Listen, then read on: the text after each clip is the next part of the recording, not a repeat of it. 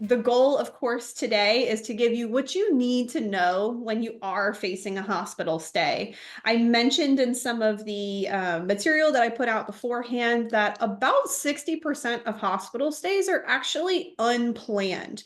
So it makes a lot of sense for us to put some planning around the hospital stay because we're probably not going to have the opportunity to prepare for it when that time does come. I want to make sure that you are staying informed, staying safe, and staying heard.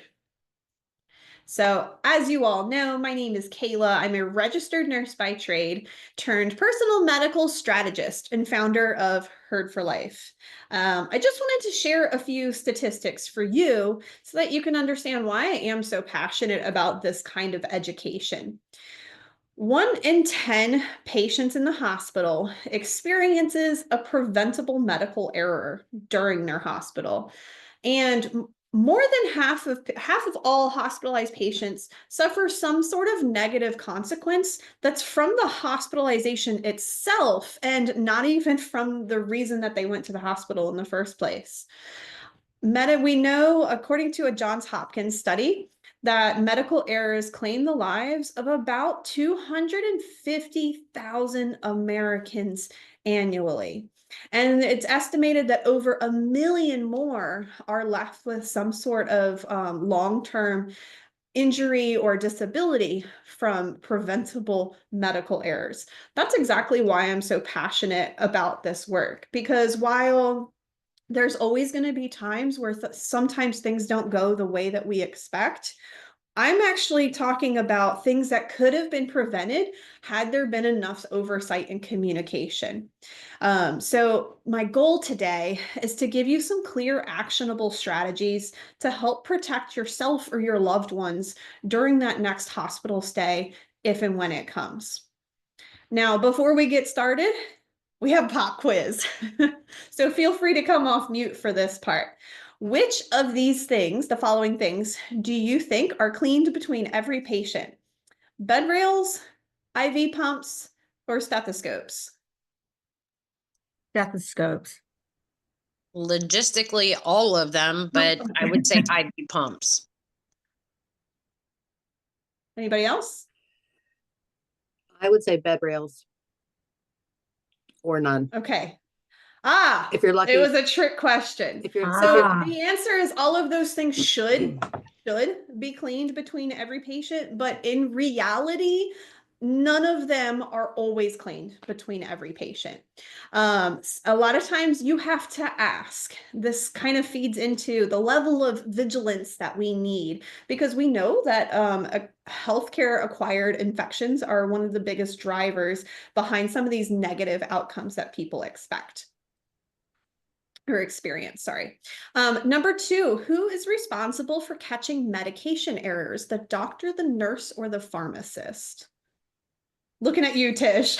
I think it's everyone, whoever's given the medication. Everyone should have a checks and balances, but that's exactly right. It starts with the doctor and the pharmacist looks over. The nurse is often talked about as being the last line of defense, but truly, I like to lead with the phrase of trust but verify.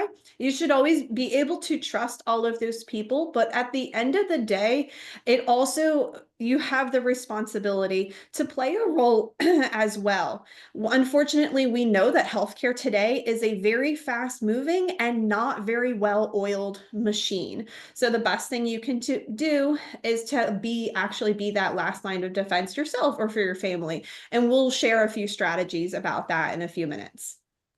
Lastly, if a doctor says we're going to keep an eye on it, what does that mean? Any guesses? It means if someone brings it to his attention, it may be addressed. I have an A student here in the class.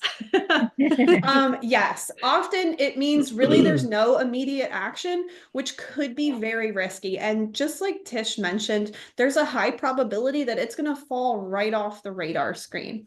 So really the key takeaway here from these questions, just kind of get the wheels turning in your head.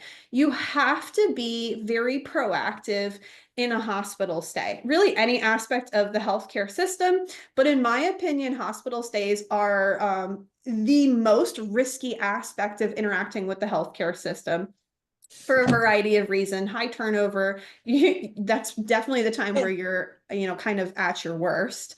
So let's go into the 7 ways to do that. And if you all would kindly go back on mute for the rest of this portion of the recording, and I promise we're going to have time for Q&A at the end. So first and foremost, always bring a support person. This person helps you to ask questions, take notes, and help ensure accountability around your care plan. And honestly, speaking as somebody who worked at the bedside for many years, the presence of an active support person in that patient's care makes staff more attentive. The phrase, the squeaky wheel gets the grease. This is a time where when you're in the hospital, you want to be a squeaky wheel. But you also want to make sure that you're bringing, of course, somebody who you trust. It can be a family member or a friend, or a professional advocate like myself is the best option. But you want to have somebody who has some level of familiarity with healthcare. So they have a little bit of a better understanding of the types of things to be looking out for you. But somebody is better than nobody. 2 heads are better than 1, especially when one of those heads isn't feeling the best. Number 2, always keep your medical information handy. One of my biggest pet peeves is having a provider ask a question and having the patient answer with, "It's in my chart." Guys, if you don't know, the medical charts are not organized in a very user-friendly way. It is really can be like trying to find a needle in the haystack. You've probably experienced that on your end, looking through the patient portal, but it's really not much better on the provider's end. So unless they are specifically know to look at this as specific, for instance, specialist note or something to go looking for that information, it's oftentimes details are not going to just pop up in a forefront in a usable way.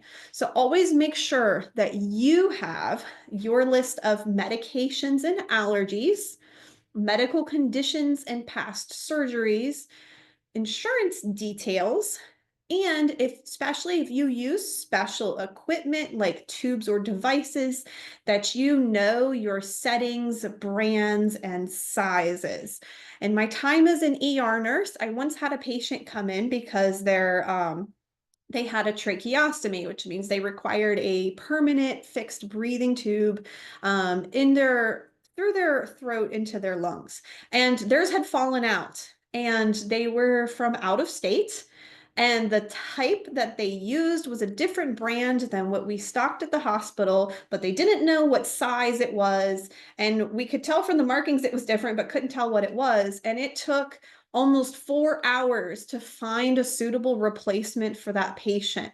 Thankfully, they had had their tracheostomy long enough that it did not close up in that time. But that really could have been a very dangerous situation for that patient. So just because a medical facility has put something in you doesn't mean that every medical facility, even if it's still in the same hospital system, is going to know exactly how to handle that. I see this a lot too with CPAP settings. A lot of people use a CPAP at night for sleep apnea. And then they go in the hospital and they don't know what their settings are. That is very much not a one-size-fits-all thing. And then the whole time they're in the hospital, the poor respiratory therapy team is trying to adjust settings and get them where they need to be, and they're not getting any sleep. So those hopefully give you some ideas on the types of things that I'm talking about here. But clearly, staying organized helps to prevent errors. Now, I mentioned how the patient portals aren't that set up to make the information that accessible. Thankfully, I've actually created my own tool called the Health Hub that takes all of this really high level important information and puts it on one sheet for you. It's a fillable PDF. It's something that you download and put the information in yourself. None of the information or data comes back to Herd for Life.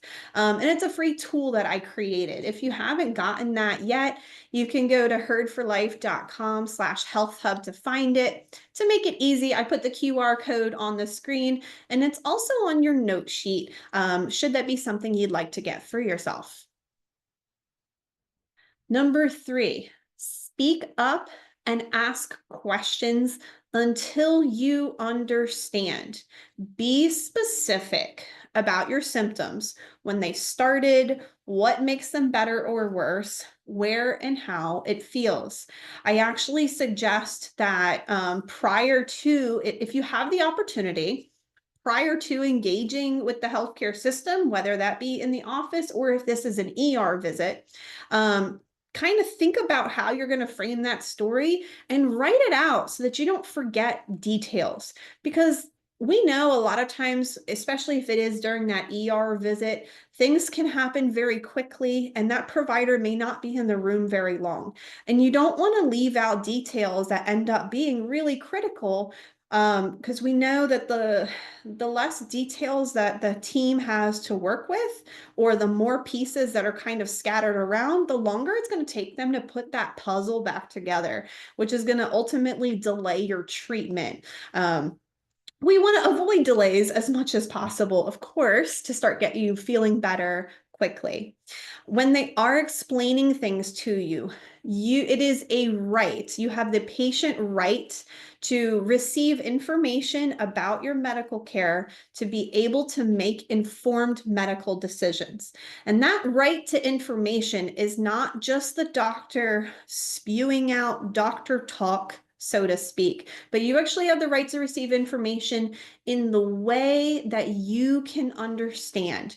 That means in plain language to your literacy level, in your native tongue, and written instructions. You may not always be able to get the exact wording that you want in written and printed out for you, which I will lead to in just one moment, but always ask the questions and don't feel bad about it either. One of the best phrases I can recommend is simply saying, "Can you help me understand this?" It clearly asks for more information, but in a way that doesn't come off as being attacking. But we know that communication helps to prevent mistakes. And through the healthcare journey, you and your loved ones are going to be asked to make decisions. And you can't make good decisions if you don't have all the information. Like I was alluding to in a moment, I want you to have a notebook or a journal. This is something that I don't see patients utilize very often, but it's really such a powerful tool because you want to be tracking everything that happens to the patient. Everything that's done, whether that be medications, procedures, or treatments, and get very detailed with those things. Not just, oh, they gave dad an antibiotic, but at 9:07, they gave him X milligrams of clindamycin IV. You also want to document everything that's said. This includes every time a doctor, particularly a specialist, comes in the room and talks about recommendations, write that down. Just like how we mentioned in the beginning, that a lot of times doctors will say, we'll keep an eye on things and they can get forgotten very easily. Specialists, particularly I found here in our local area where I am in Eastern Shore of Maryland, have a habit of making recommendations but not actually writing orders. And so a lot of times I've seen a specialist will come in the room, so, oh yeah, I think we should do this, that, and the other thing. And it just ends there.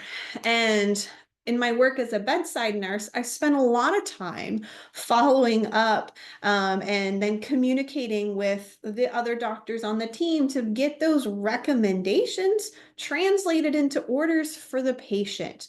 It's also a lot of what I do in my work as now as a patient advocate on behalf of my families. You also want to make sure, though, that we're not just writing down everything that is happening to the patient, but also how they're responding to it. Especially if we're talking about this being your loved one, you're going to notice something that's off about them, or you're going to notice if they are improving or declining before the healthcare team does. And that's just simply because you know them the best and you're going to pick up on those subtleties. And being able to pinpoint, oh, this change happened at this time. When he got this, we did this procedure at this time, is really going to help more quickly get together a picture of what is going on for the healthcare team if we are looking at an adverse reaction to something. Number 5, know how to escalate concerns. Now, of course, the hope is that you would never have to go down this route. But of course, even when people are working under the best intentions, things happen that we, are less than ideal. So there may be some times where you do have to address some concerns or work a little harder to get heard. And it's really important that you know the pathways to go down and also some techniques on this. I want to highlight first and foremost, it is imperative whenever you're addressing or feel like you're fighting against the medical team to stay calm, clear, and confident, which of course is very hard if something negative is happening to you or someone that you love. It's actually that aspect. I had my own negative healthcare experience, and I found firsthand how hard it was to push back when, even though I knew what to do, that emotional piece of all of everything that was happening to me was kind of getting in the way and made it very challenging. And that's the part that pushed me into this business. So I recognize exactly how difficult it is, what I'm about to ask you to do. But you have to stay calm and clear and confident, because the moment that you start allowing emotion to take over that conversation is unfortunately the moment that the medical team likely is going to shut down their listening ears. And you have a very high probability then of being branded as crazy or difficult or nagging, or, insert negative adjective here. And now, instead of the medical team working together for the patient, we've created a little bit of an us versus them dynamic. We always want to avoid that. If that's something that you have struggled with or would like more information on, reach out to me afterwards, because I actually did a presentation last month called How to Get Your Doctor to Listen to You, and it's all about those effective communication techniques. But when we have our concerns, always start with bringing them to the bedside nurse. A lot of people think that concerns need to go to the doctor first.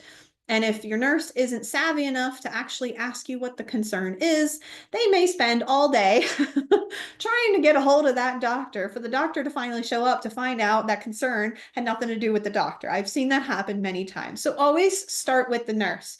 If it is your bedside nurse that, the concern is with, perhaps, the way that they were managing the IV, or if they pushed the medication too fast, or I don't know, something like that, again, stay calm and use this cuss technique, not cussing at them, but CUS, using the words I'm concerned, or I'm uncomfortable, or this is a safety issue. That helps to take the emotion out of it and bring the rational concern to the forefront, and often will get your concerns heard a bit better than, oh, you're not doing that properly. Nobody likes to be told that you feel that they're doing something wrong. So we always want to try to avoid that technique, even if you know darn well that what they're doing is wrong. If talking to the bedside nurse isn't getting you somewhere, the next person above that is the charge nurse, or sometimes this is called the floor supervisor. But they're the one who is in charge of all of the nurses on that floor on that shift. Above them is a house supervisor or nursing supervisor or admin, something along those lines. And that person is in charge of all of the floors on that shift. Then there's the physician. Now, depending on the situation, sometimes the physician gets pulled in sooner. This is just kind of a general framework, and sometimes they're not involved with things at all. But just know this is the general process. And if we have situations that after going through all of those people are still not being addressed, your next step is the hospital ombudsman. These people are often also called the patient advocate. Now, I want to be really clear. That is not to be confused with people like myself who are known as independent patient advocates. The independent part being, I don't work for the hospital, I don't work for the insurance company. And those two roles, the hospital advocate and the independent advocate, differ in their barriers and their allegiances.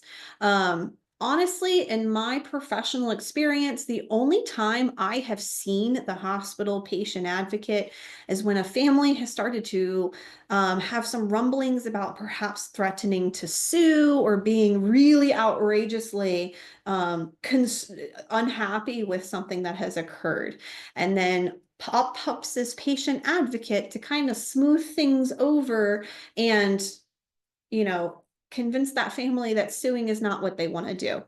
Now, of course, there's a lot of times where they can be more helpful than that. And there are a lot of things that benefit the patient and the hospital, and they work together. But at the end of the day, that patient advocate, they're really a hospital advocate. They're paid for by the hospital, and their goal is to keep the hospital out of hot water. So just know that. Whereas the independent advocate is employed by that individual themselves. When you hire me, I work for you. I'm like your little medical bulldog.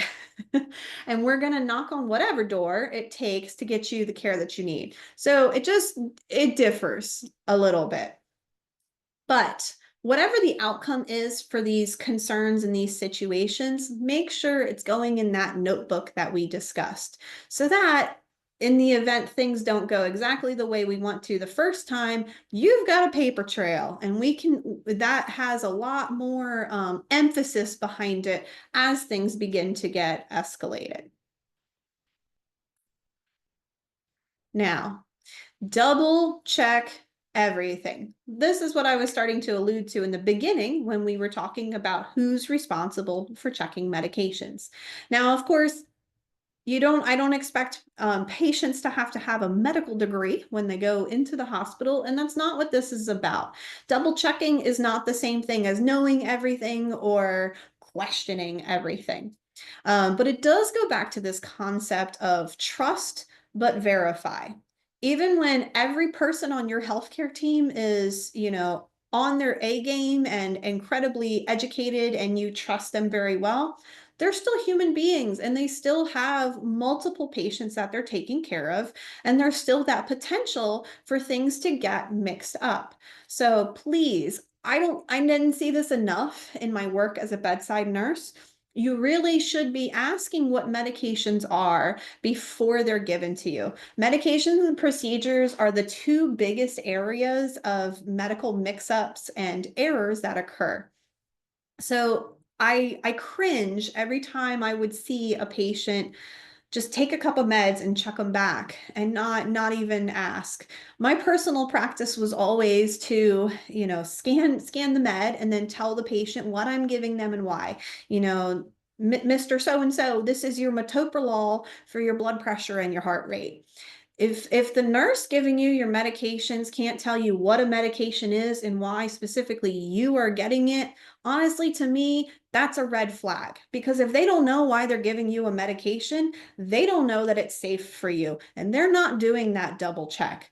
So at all times, if something feels off, escalate. Be kind, of course. We don't want that us versus them dynamic, but be firm.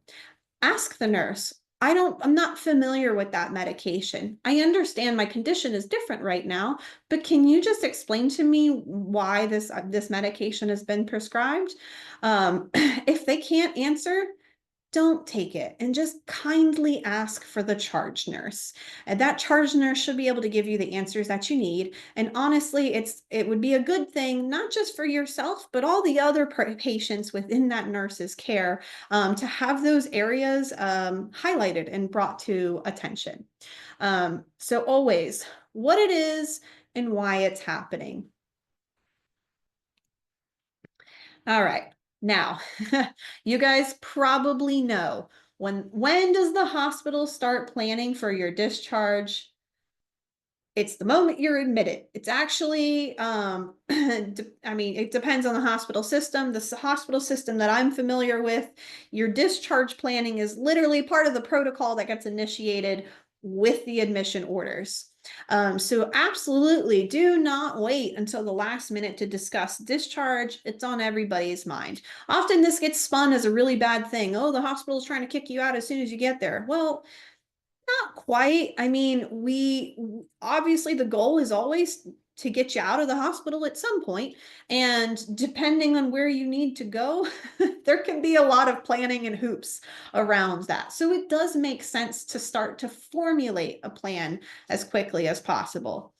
That being said, I have certainly seen and been part of my fair share of times where it definitely seemed like the patient was not ready to go yet. If that's a situation that you're facing, you need to make sure that you bring it up. I find that the magic words for that are, I believe this would be an unsafe discharge.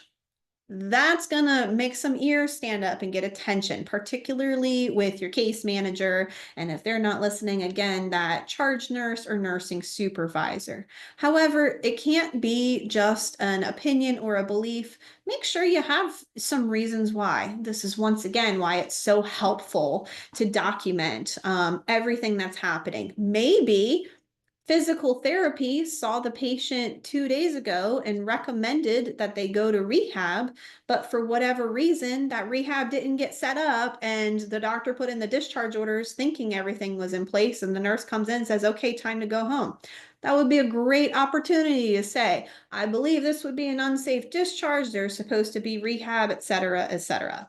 So always make sure you understand, where are we going from the hospital? Is it rehab, or are they okay to go home with maybe some in-home therapy or some home health? Side note on that, if physical therapy recommends rehab, I implore you to go with that recommendation.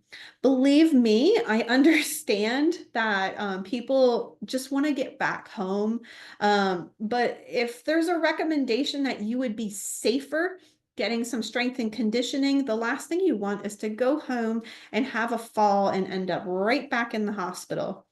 Research shows us that for every 1 day in the hospital, it takes on average a week to regain your strength. You can really become deconditioned very quickly. So that's an area I always encourage to follow recommendations.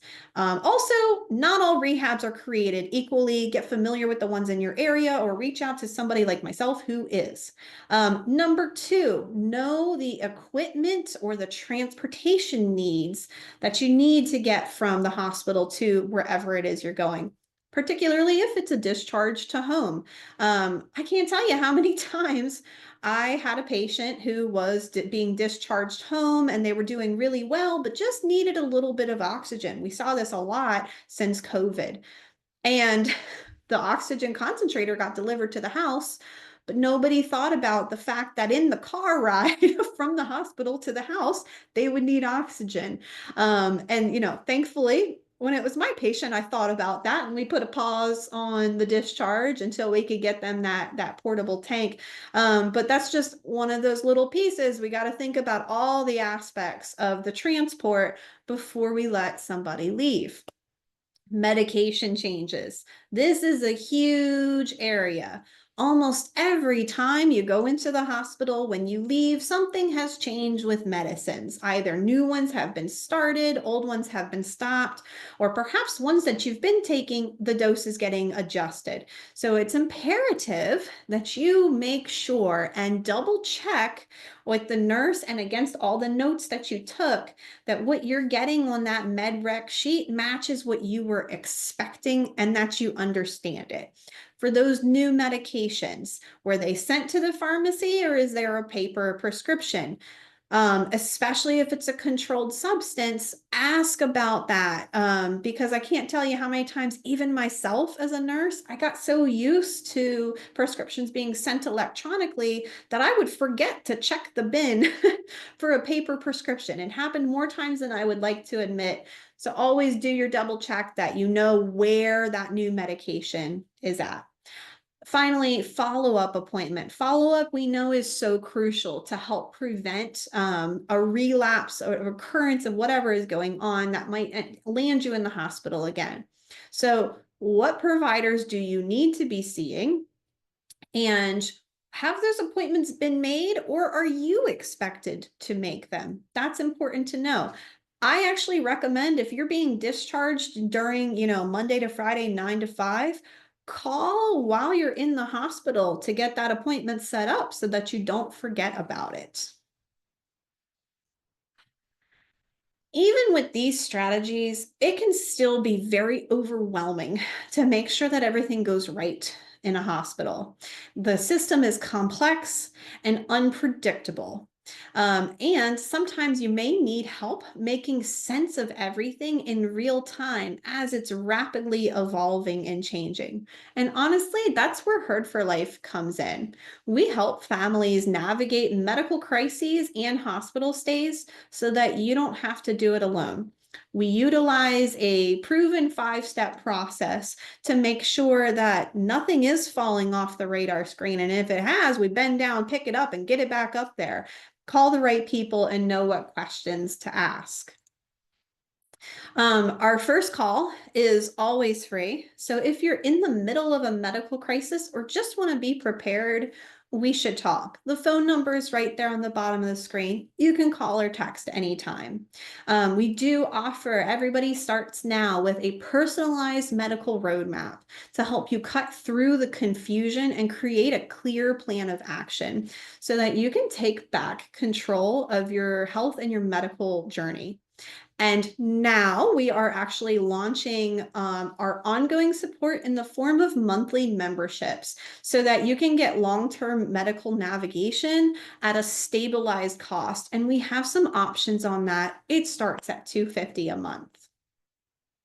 So thank you so much. I hope this was helpful for you. And I invite you to please come off of mute and share whatever questions you may have.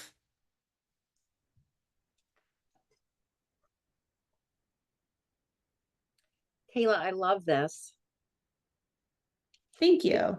I wish every patient had access to this. I mean, they do if they know about you. So, well, that's my goal. So help me hit it.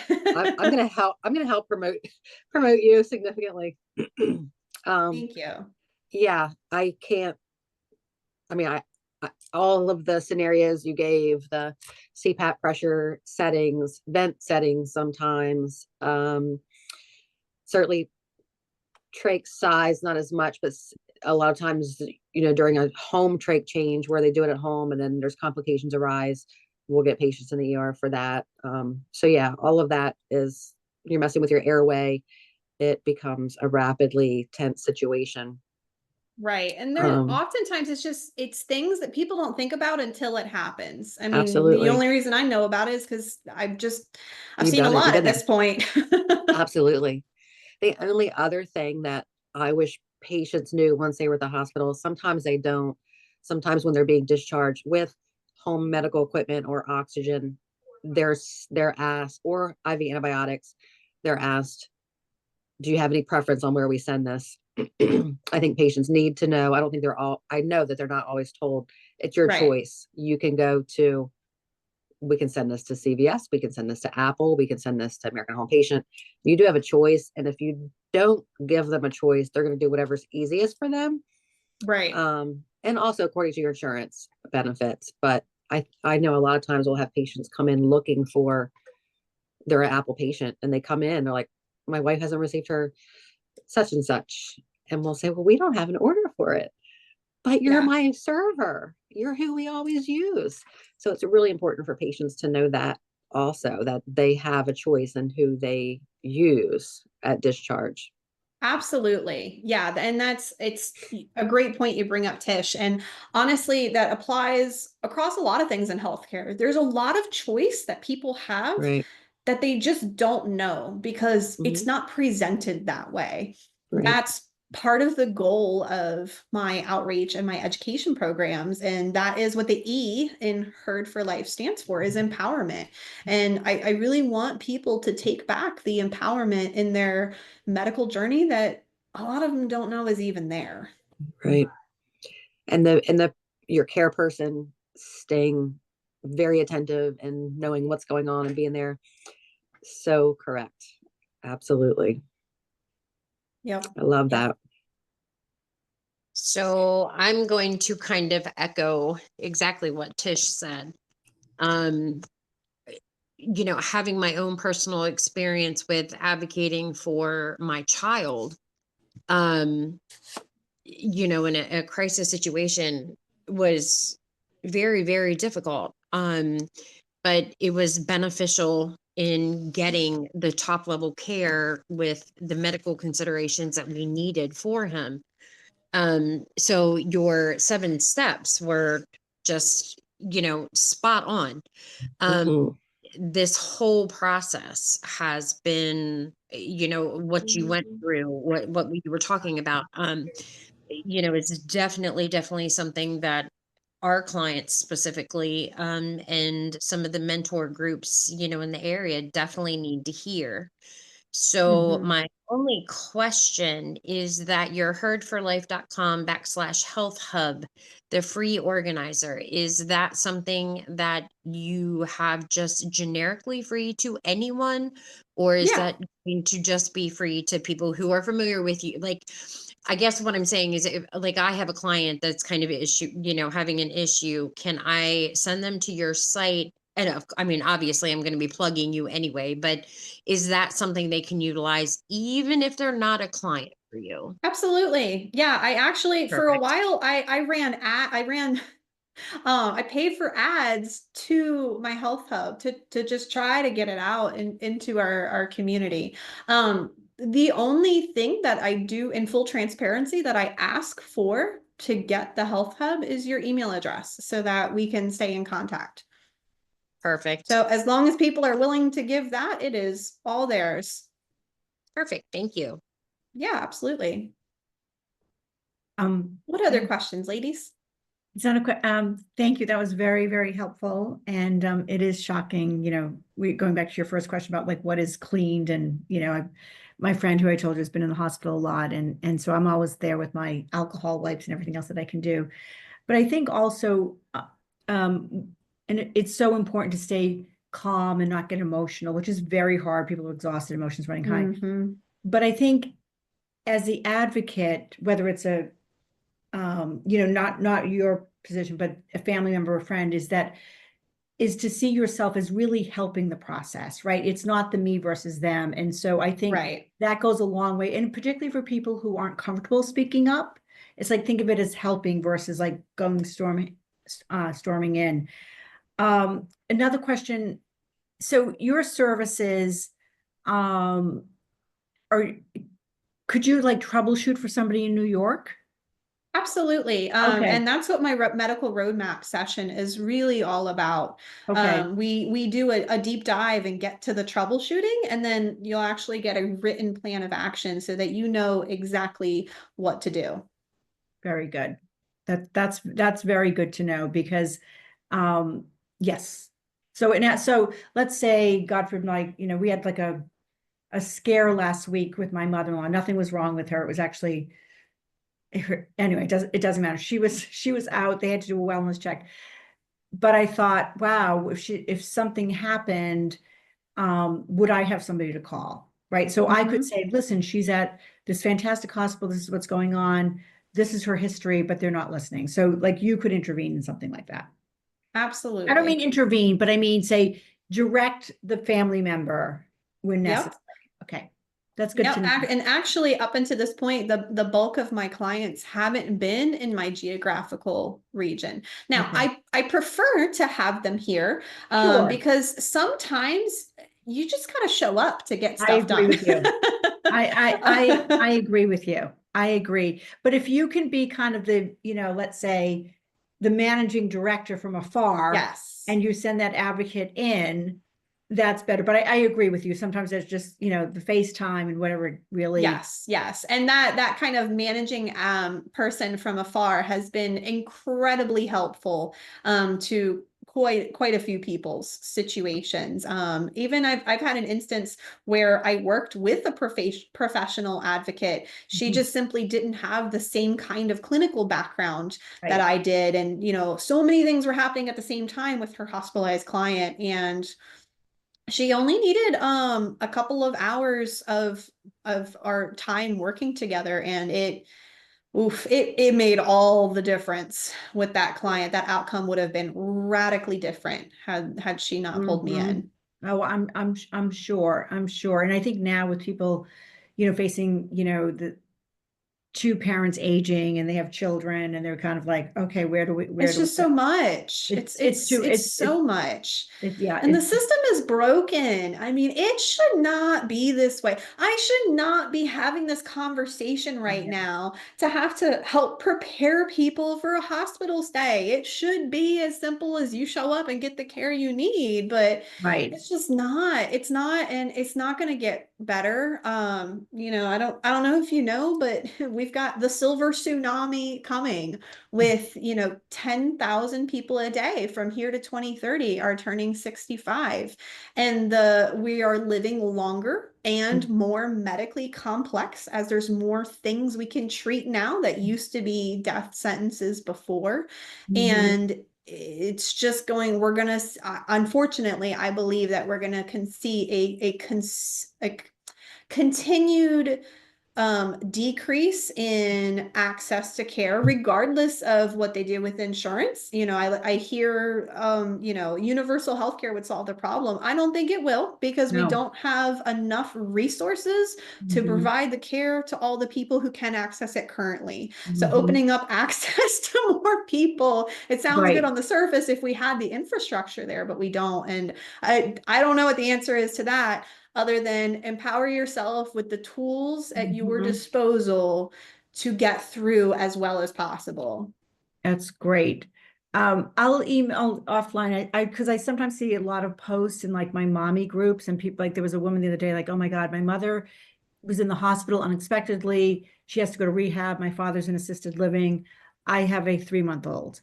And I was like, oh, my heart went out to her, but it'd be nice to be able to like just direct her to somebody like you. So thank you. Yeah, absolutely. If you would, ladies, I'm going to drop in the comments here just a short little feedback form. If you would be so inclined to fill that out for me, that would be really helpful. Because like you mentioned, Tish, people need this information, and I'm committed to getting it out there, but also improving it every time. This is my third iteration of this presentation. It's changed every time, and I think it's getting better. But any more formal feedback that you have, I'd be greatly appreciative of.